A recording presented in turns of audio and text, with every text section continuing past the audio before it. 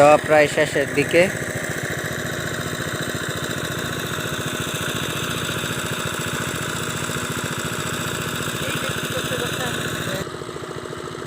আমরা এই যে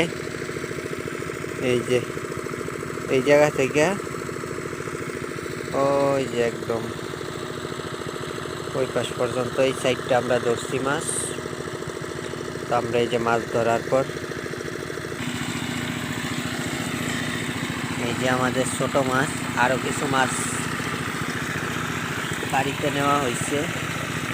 এই যে বেশ সুন্দর সাইজের মলা মাছ, হলো পুঁটি মাছ। তারপরে এই যে